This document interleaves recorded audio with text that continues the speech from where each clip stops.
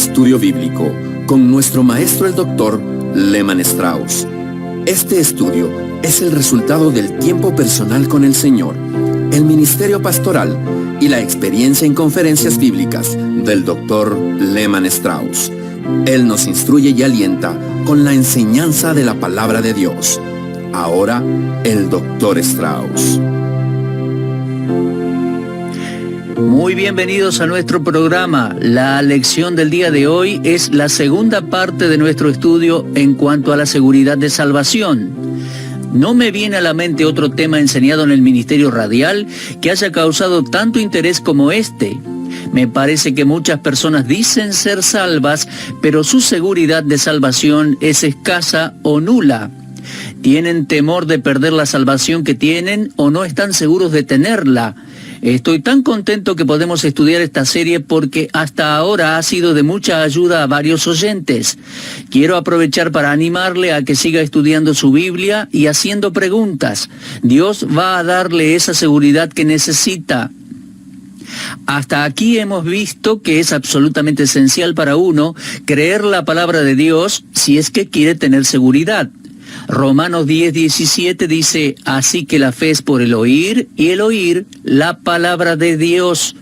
La seguridad de salvación, tal como la certeza de otras cosas, depende únicamente de lo que Dios dijo.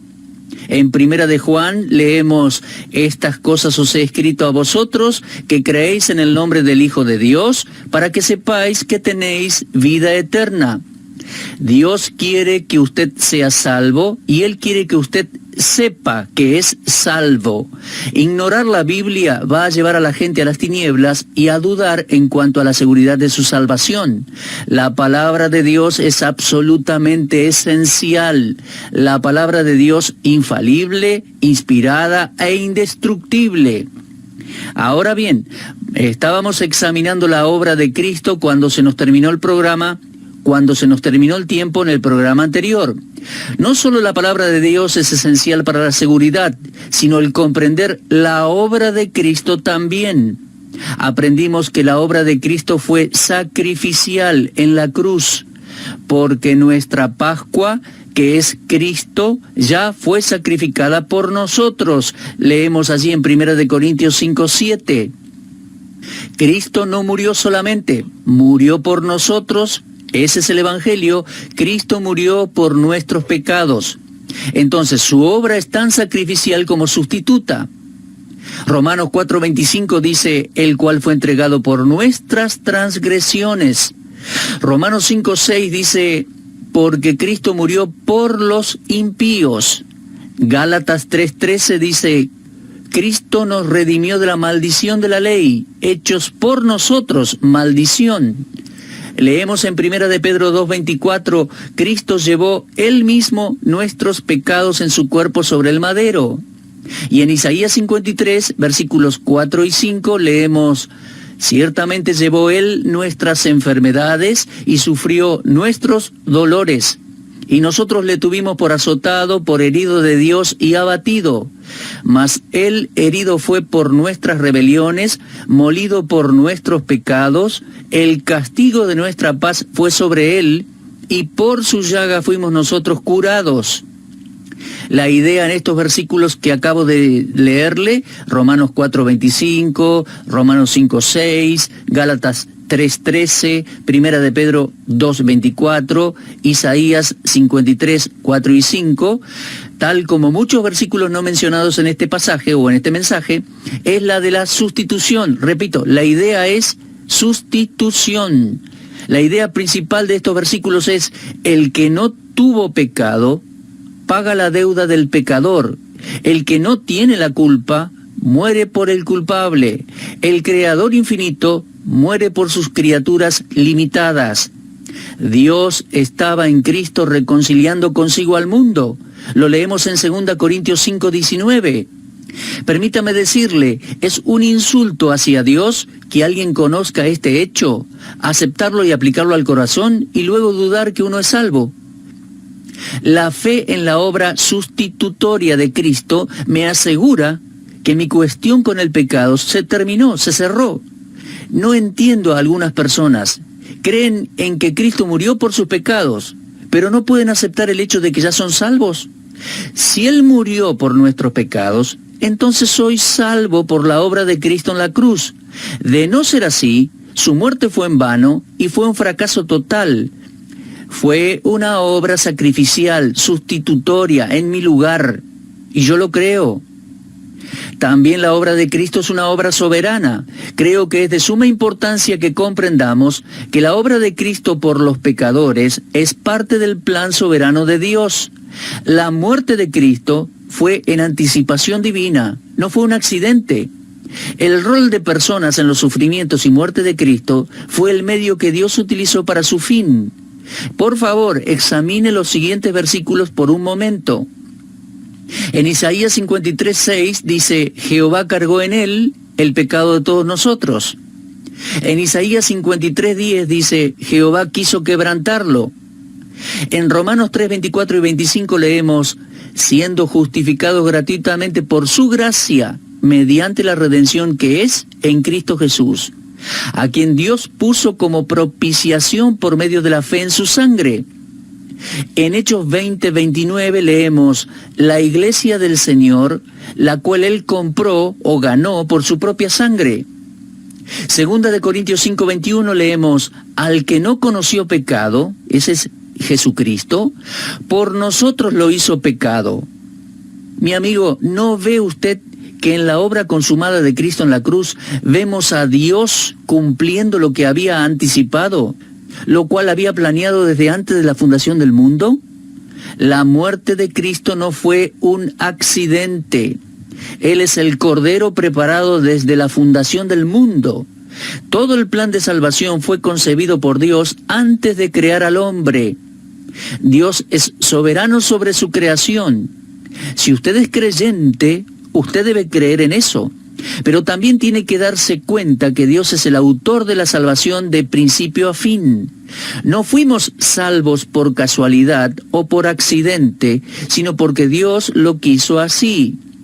Ninguno de nosotros puede salvarse a sí mismo. Tenemos que agradecer a Dios diariamente por la salvación, y al hacerlo, vamos a reconocer la soberanía de la gracia divina. Y dado a que la obra de Cristo es soberana, nuestra fe en la misma nos da la seguridad de que somos salvos. En Efesios 2:8 leemos, porque por gracia sois salvos por medio de la fe. Ahora, esto significa que cuando creemos, como resultado de la obra completa de Cristo en la cruz, somos salvos. Y esa salvación presente será siempre posesión nuestra. En Colosenses 2:2 leemos, hasta alcanzar todas las riquezas de pleno entendimiento. Ahora, la seguridad total nos lleva al pleno entendimiento, según Hebreos 10:22, y esto, a cambio, da a la persona salva la plena certidumbre de esperanza. Ahora, vamos a ver esos 3 versículos que nos hablan de plena certidumbre. Colosenses 2:2, pleno entendimiento. Hebreos 10:22, plena certidumbre. Hebreos 6:11, plena certeza de la esperanza. Ahora, estos 3 versículos para mí están interconectados. Esto me trae esperanza y seguridad. La fe y la esperanza siempre están relacionadas. Al estudiar la palabra y caminar con Dios a diario, nuestra seguridad crece.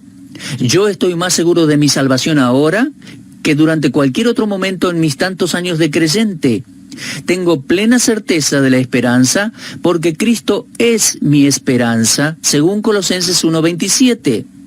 No tener seguridad significa no aprovechar lo mejor que Dios tiene para nosotros. No tener seguridad refleja un defecto en nuestro entendimiento y una debilidad en nuestra fe. No es arrogante por parte de un hijo de Dios tener certeza de su salvación, pero sí sería presumido si a la luz de la palabra de Dios y la obra de Cristo uno dice no estar seguro de su salvación. Allí es donde la presunción comienza. En la noche de la Pascua, Dios le dijo a los judíos que sacrificaran un cordero y rociaran con su sangre en los postes y dinteles de cada casa. Eso lo leemos en Éxodo 12, versículos 6 y 7.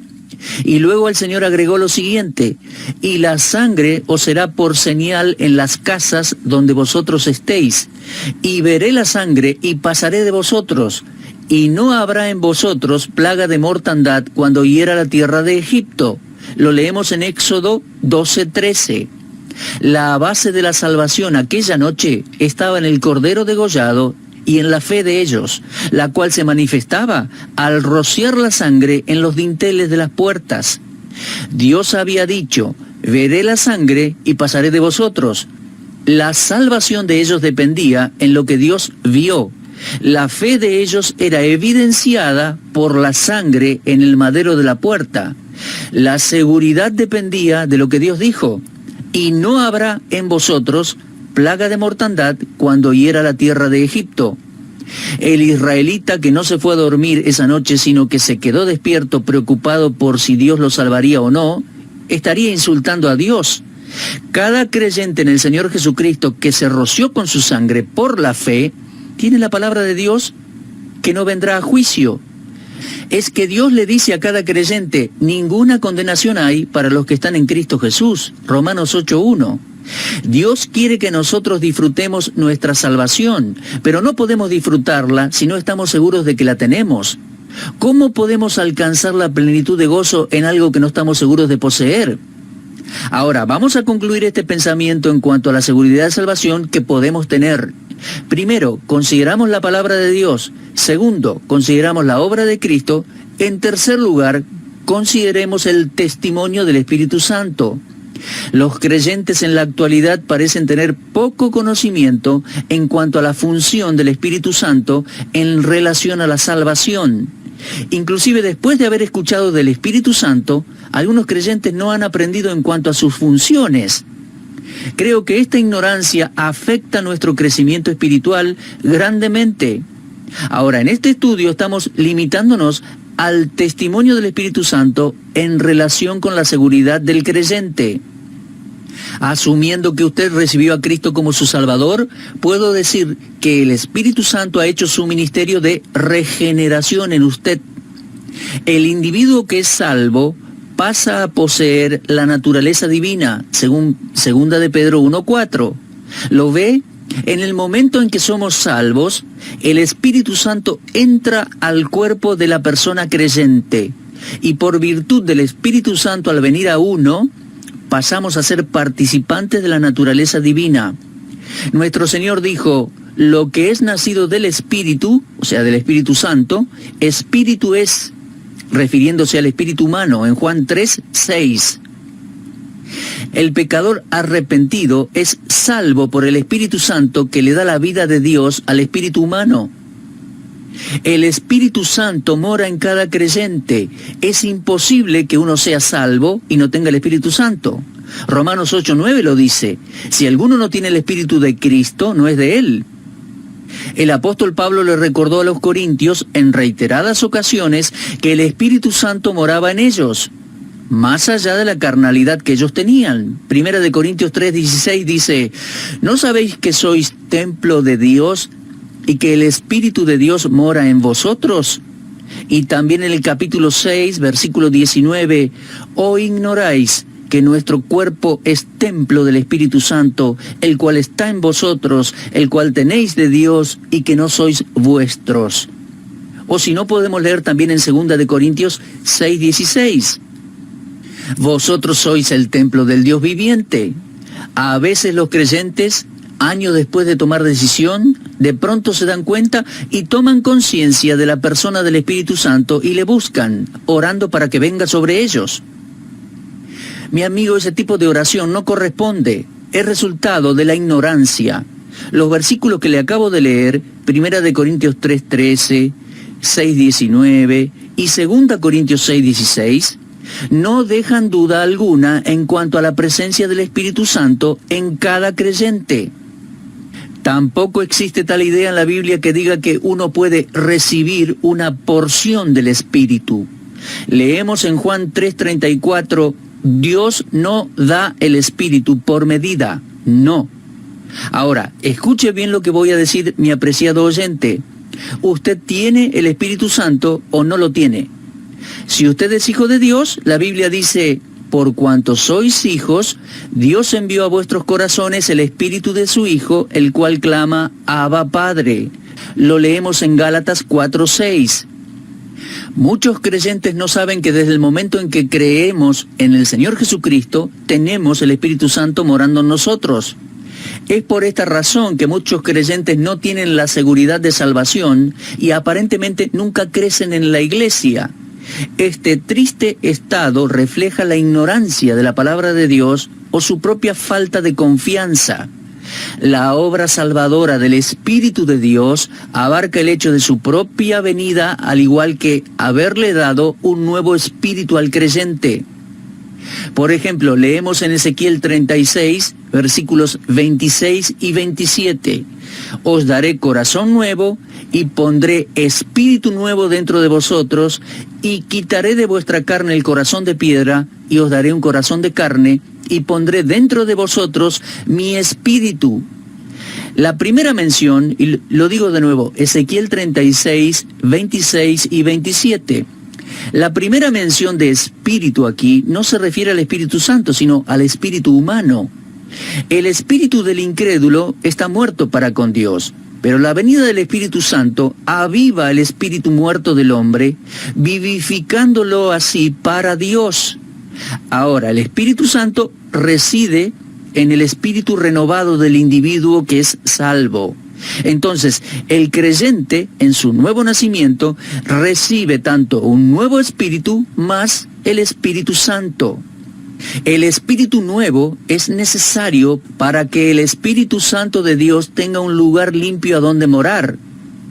Si cada creyente reclama esta verdad por la fe, todas las dudas en cuanto a la seguridad de salvación se disiparían. El pecador se salva por fe. Y si el creyente acepta por fe el hecho que el Espíritu Santo mora en él, entonces su vida espiritual comenzará a avanzar. Tendrá un nuevo significado y le quitará todas las dudas. Ahora bien, llegamos a un pasaje muy importante de la Escritura que trata este tema en particular, la seguridad. Me refiero a Romanos 8:16. El Espíritu mismo da testimonio a nuestro espíritu de que somos hijos de Dios. Romanos 8:16. Ahora tenga en cuenta que esta declaración va dirigida a personas salvas, cuyo espíritu ha sido renovado y en las cuales el Espíritu Santo de Dios mora. Como el espíritu del hombre, no su alma, sino su espíritu es el lugar de Dios, entonces hay una relación cercana entre el Espíritu Santo y el espíritu del hombre. Entonces los dos dan testimonio, el uno al otro. El propósito del testimonio, entre otras cosas, es dar conocimiento y seguridad al creyente.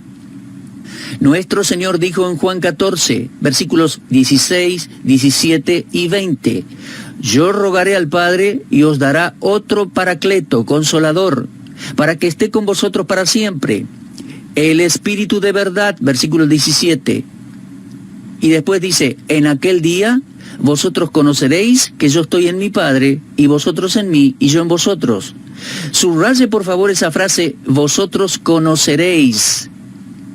Sabemos que somos salvos por el Espíritu Santo, porque Él da testimonio a nuestro nuevo espíritu de que somos, no que vamos o esperamos ser, somos hijos de Dios. La Biblia dice que el postrer Adán fue hecho espíritu vivificante, 1 Corintios 15:45. Entonces, nuestra unión con Cristo es la unión de dos espíritus, el espíritu humano renovado y el Espíritu Santo, al cual Pablo llama el Espíritu de Cristo. Y en 1 Corintios 6:17 leemos, el que se une al Señor, un espíritu es con Él. La unión es de espíritus y es bendita. El espíritu del Cristo viviente viene al espíritu del creyente para que la cabeza y el cuerpo compartan la misma vida. Esta unión gloriosa es un testimonio. Voy a decirlo una vez más, queridos oyentes, porque la Biblia lo dice. El Espíritu de Dios mora en vosotros, y si alguno no tiene el Espíritu de Cristo, no es de Él. Romanos 8:9, la venida del Espíritu en nuestras vidas es el testimonio de que uno es salvo. En segundo lugar, vamos a considerar la obra externa del Espíritu Santo, exterior. La venida del Espíritu a morar en el creyente debe ser seguida por acciones por medio del creyente. Ahora, si usted es salvo, el Espíritu Santo mora en usted, y al recibir nueva vida, debe entregarse a un nuevo señorío. Segunda de Corintios 3:17 dice, porque el Señor es el Espíritu, y donde está el Espíritu del Señor, allí hay libertad. Antes de ser salvos, nosotros decidíamos y nosotros dictábamos las normas de comportamiento, seguíamos nuestros deseos carnales y egoístas de los impíos, como personas no regeneradas. Pero ahora que somos salvos, el Espíritu Santo toma las riendas y tiene el poder en nuestras vidas. Ya no somos más capitanes de nuestra alma. Ahora debemos darle el trono y debemos darle el lugar al Espíritu Santo. Cuando reconozcamos ese señorío, vamos a descansar seguros en cuanto a nuestra salvación. Habiendo recibido una nueva vida, debemos seguir la nueva guía. Por eso, Romanos 8:14 dice, porque todos los que son guiados por el Espíritu de Dios, estos son hijos de Dios. El creyente se familiariza con el Espíritu Santo por medio de la oración y el estudio de la palabra de Dios. De esa manera será sensible a la guía del Espíritu. La verdadera experiencia cristiana incluye una guía diaria. Antes de ser salvos, éramos guiados por diferentes espíritus, por el espíritu de este mundo, según 1 de Corintios 2:12, a veces por el espíritu del diablo, a la luz de Efesios 2:2, otras veces por nuestra naturaleza caída, siempre controlados por algunos de estos espíritus. Pero ahora que somos salvos, seguimos nuevas reglas. En 1 de Juan 4:1 leemos, amados, no creáis a todo espíritu, sino probad los espíritus si son de Dios, porque muchos falsos profetas han salido por el mundo. Mi hermano, esté siempre alerta a los fuertes deseos de la mente y del corazón. Esos deseos no necesariamente son del Espíritu Santo. Por el simple hecho de que somos salvos, no podemos asumir que las cosas que deseamos o queremos son las cosas que Dios quiere que tengamos. Si no estamos en plena comunión con Dios a través de la oración y el estudio de su palabra, es muy probable que cambiemos nuestra voluntad por la de Dios. El Espíritu Santo nunca va a guiar a un creyente en Cristo a hacer algo que sea contrario a lo revelado en la palabra de Dios. El hombre espiritual es el que está interesado en las cosas del Espíritu. Y las cosas del Espíritu se encuentran en el libro que él escribió, la santa palabra de Dios, la Biblia. Si una persona que nació de nuevo es instruida, no va a ser motivada por estímulos externos que van en contra de lo que Dios dice, de lo que dice la Biblia. Muchas veces nos inclinamos hacia nuestras emociones o nuestro razonamiento en vez de inclinarnos a lo que la Biblia enseña. Y también tenga cuidado con esos fríos cálculos que no le dan lugar a la guía del Espíritu. Al haber recibido nueva vida y habernos entregado al señorío del nuevo líder, pasamos a tener también un nuevo amor. Romanos 5:5 dice, el amor de Dios ha sido derramado en nuestros corazones por el Espíritu Santo que nos fue dado. 1 de Juan 4:8 y versículo también 16 dice, Dios es amor. Entonces, cuando el Espíritu Santo vino a nuestros cuerpos y a nuestro espíritu humano, algo ocurrió. La semilla del amor divino fue plantada en cada uno de nosotros. Una vez más, Romanos 5:5, el amor de Dios ha sido derramado en nuestros corazones por el Espíritu Santo que nos fue dado. Al ser recipientes de la naturaleza de Dios, somos también recipientes del amor de Dios. El amor es parte del fruto del Espíritu, según Gálatas 5:22. Cuando recibimos a Cristo, nuestro afecto hacia las cosas sensuales, terrenales de este mundo, se transfiere a las cosas celestiales. Tal cambio es la marca del verdadero creyente. Leemos en 2 de Corintios 5:17, de modo que si alguno está en Cristo, nueva criatura es, o nueva creación es. Las cosas viejas pasaron, he aquí todas son hechas nuevas. El amor del creyente por la Biblia, la oración y otras personas que no son salvas y la comunión con los creyentes es el resultado de haber recibido la nueva vida en Cristo. Ahora, existen dos tipos de cristianos: aquellos que están caminando al cielo con una seguridad gozosa y los que van camino al cielo, pero están con miedo, incertidumbre y se encuentran esclavos de su temor a la muerte.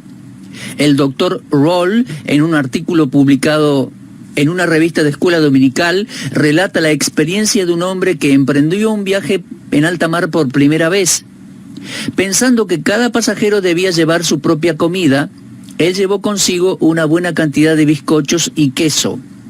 De almuerzo comía bizcochos con queso y para la cena más bizcochos con queso. La primera noche en alta mar se quedó en su camarote comiendo bizcochos y queso como desayuno, almuerzo y cena. Comió lo mismo por varios días, hasta que un día, estando en la cubierta del barco, percibió un delicioso olor a carne asada que venía de la cocina. Con el olor de una comida deliciosa penetrando en su nariz, se dirigió a uno de los marinos y le preguntó: ¿cuánto me saldría comprar un almuerzo? Para su asombro, el marino le dijo que el boleto que él había comprado incluía todas las comidas del viaje. Ahora, mi amigo, ¿puede aprender algo de esa historia? Piense, ¿es usted como ese viajero, escatimando allí su comida cuando podría tener un banquete diario, confiando en la bendita esperanza de la provisión de Dios, que sus pecados han sido perdonados y que irá al cielo? Ahora, hágase esta pregunta: ¿soy verdaderamente salvo? Si usted no es salvo, debe clamar al Señor en este momento, confesar su pecado y su estado de perdición y recibir a Cristo como su único y suficiente Salvador personal. Ahora, si usted ya lo ha hecho, entonces descanse en la palabra de Dios, en la obra de Cristo y en el testimonio del Espíritu Santo. Disfrute de ese descanso y gozo que nos da Dios, asegurándonos nuestra salvación. Vamos a terminar con una palabra de oración. Amado Padre, acepta nuestra gratitud por esta santa verdad. ¡Qué bendita seguridad nos has dado! Muchas veces lo cantamos en la iglesia, pero pocas veces lo valoramos y lo creemos. Señor, ayuda a cada oyente en este día a aferrarse a la palabra de Dios, a aceptar por la fe lo que tú has hecho por nosotros y lo que nos has dado por medio de Jesucristo. Te damos toda la gloria, la honra y la alabanza, en nombre de Jesucristo. Amén. Usted estuvo escuchando Hora de Estudio Bíblico con el maestro el doctor Lehman Strauss. Si desea escuchar una vez más este mensaje, visite nuestra página en la internet www.bbnradio.org. Le dejamos la invitación para que el día de mañana nos acompañe aquí, en este mismo horario y punto del dial. Hora de Estudio Bíblico es una producción de BBN.